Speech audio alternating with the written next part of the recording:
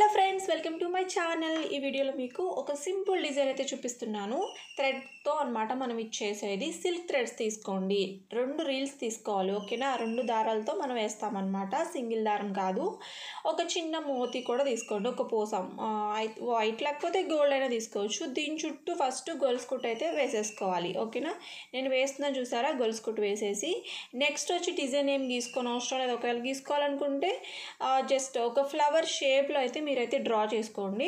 నేను వేస్తున్నాను చూసారా, ఎక్కడ ముడి వేయకుండా కంటిన్యూగా ఫ్లవర్ షేప్లో అయితే నేను కుడుతున్నాను. చూడండి, ఇలాగా ఒక రౌండ్గా కుడుతున్నాను అనమాట. ఒక చిన్న పెటల్ లాగా వస్తుంది అనమాట. ఓకే, ఇలా రౌండ్గా గొలుసు కుట్టుతో మనం కుట్టుకుంటూ రావాలి.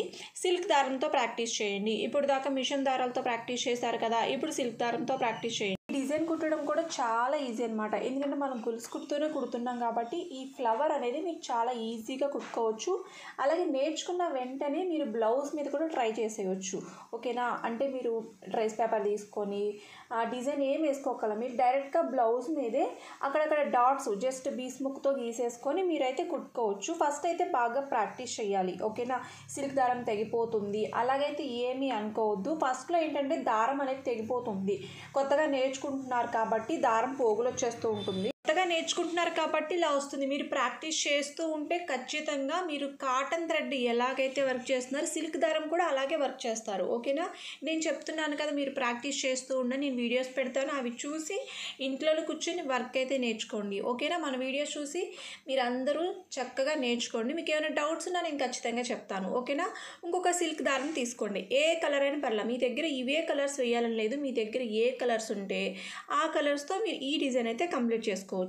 లోపల కూడా నేను ఫిలప్ చేసేది గొలుసు కుట్టుతోనే ఫిలప్ చేస్తున్నాను. మీరు ఇలా కుట్టడం వల్ల ఏమవుతుందంటే మీకు కుట్టు అనేది బాగా వస్తుంది. ఓకేనా, గొలుసు కుట్టు మీరు ఎలాగైనా కుట్టేటట్టు మీకు వస్తుంది. ఇలాగ కానీ మీరు ట్రై చేస్తే, ఎలా కుట్టినా పర్వాలేదు, ట్రై చేయండి. 1కి 2 సార్లు ట్రై చేయండి, వచ్చిన దాకా ట్రై చేయండి, ఖచ్చితంగా వస్తుంది.